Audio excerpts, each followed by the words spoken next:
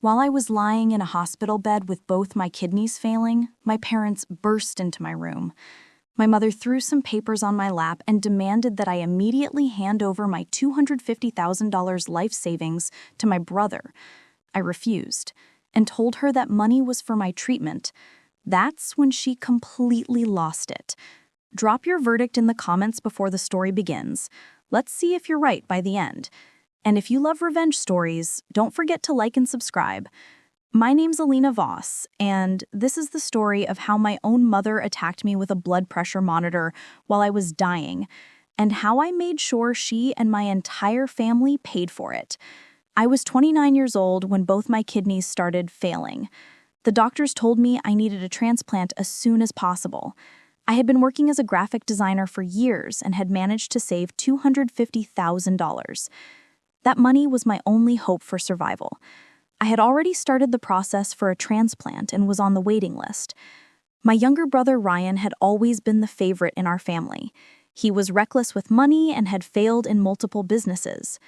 My parents, especially my mother, always made excuses for him. One afternoon, while I was in the hospital for tests, my parents suddenly walked into my room.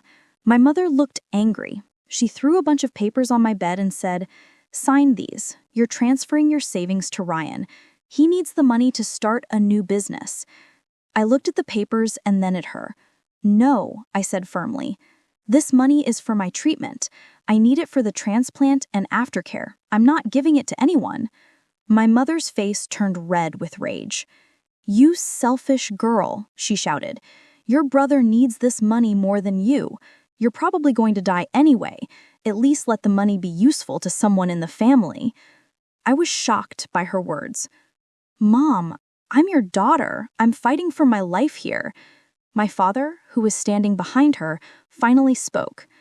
"Elena, just do as your mother says. Ryan is our son. He has a future. You're already in this condition." That's when something inside me broke. I looked at both of them and said, "This is my treatment money. I'm not giving it to anyone." My mother completely lost control. She grabbed the blood pressure monitor that was attached to the wall near my bed, ripped it off with full force, and smashed it straight into my head. The pain was blinding. I screamed as blood started flowing down my face. The monitor hit me so hard that I almost blacked out.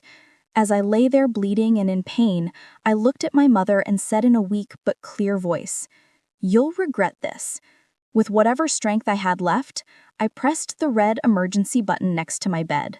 Moments later, the door burst open. The emergency button had barely been pressed for 5 seconds when the door of my hospital room burst open. 2 nurses and a doctor rushed inside. The moment they saw me lying on the bed with blood flowing down my face and my mother still holding the broken blood pressure monitor, they froze. "What happened here?" the doctor shouted. My mother quickly dropped the monitor and tried to act innocent.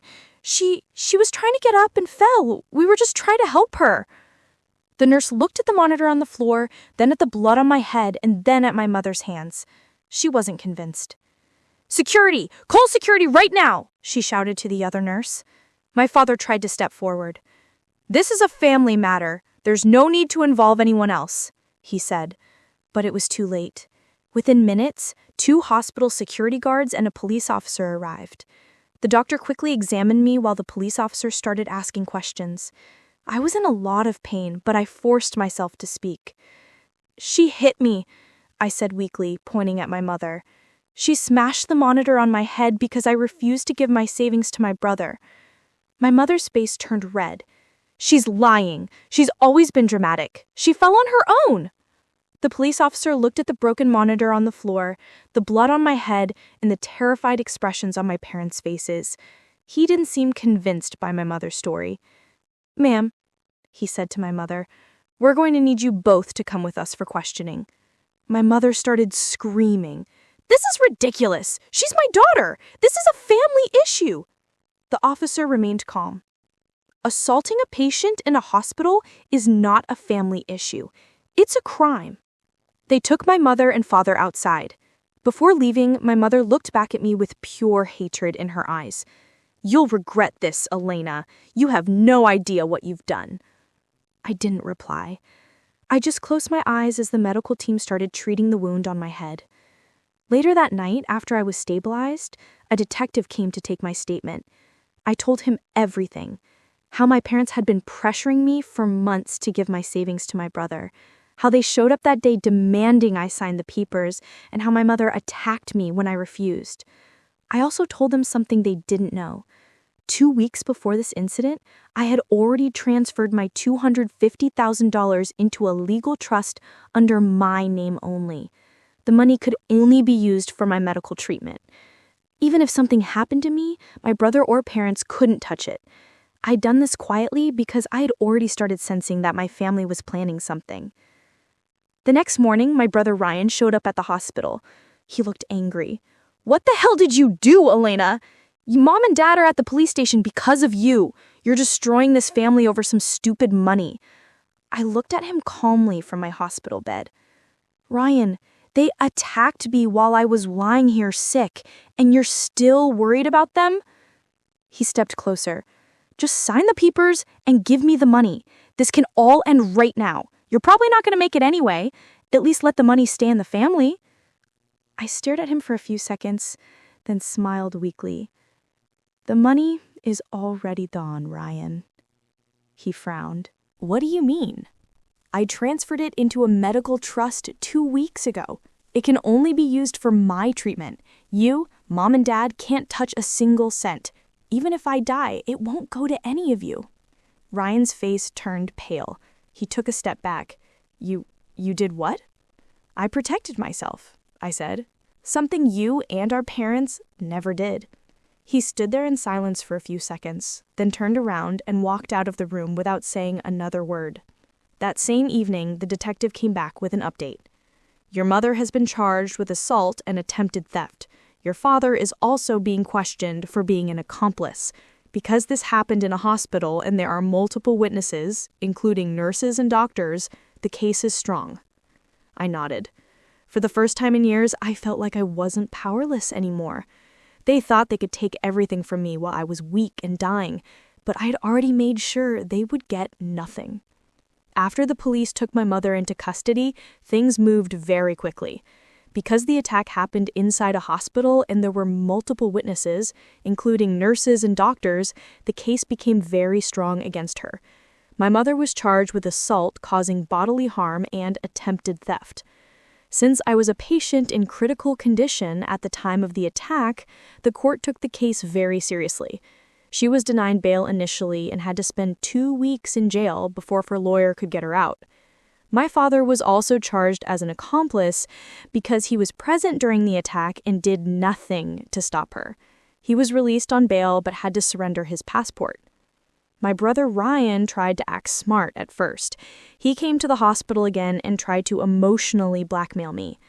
"Elena, just drop the charges," he said. "Mom made a mistake in anger. If you continue with this, you'll destroy the whole family. Think about Dad's reputation." I looked at him and replied calmly, "Ryan, when I was lying in this bed dying, none of you cared about family. You only remembered the word family when the police got involved. I'm not dropping anything." He got angry and said, "You're doing all this because of that money, right? You're so selfish." I smiled weakly and said, "The money is already in a trust under my name for my treatment. Even if I wanted to give it to you, I legally can't. So you can stop dreaming." After that, Ryan stopped coming to the hospital. Over the next 3 months, the legal process continued. My mother was eventually found guilty of assault. She was sentenced to 18 months in prison, out of which she had to serve at least 9 months. She was also ordered to pay for all my medical expenses and damages. My father received a suspended sentence and was ordered to do community service. He also had to pay a heavy fine. But the biggest damage wasn't legal, it was social.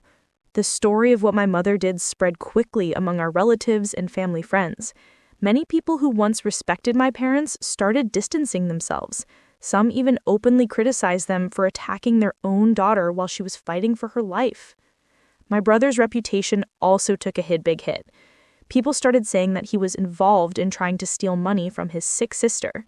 He lost several business deals and clients because of the bad publicity. As for me, I slowly started recovering. The doctors managed to stabilize my condition, and I was finally able to get a kidney transplant a few months later. The money I had saved was used for my treatment, just as I had planned. Today, almost 2 years have passed since that incident.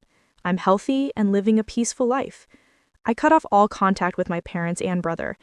I don't hate them anymore, but I also don't want them in my life. They tried to take everything from me when I was at my weakest, but in the end, they lost their freedom, their reputation, and whatever little respect they had left.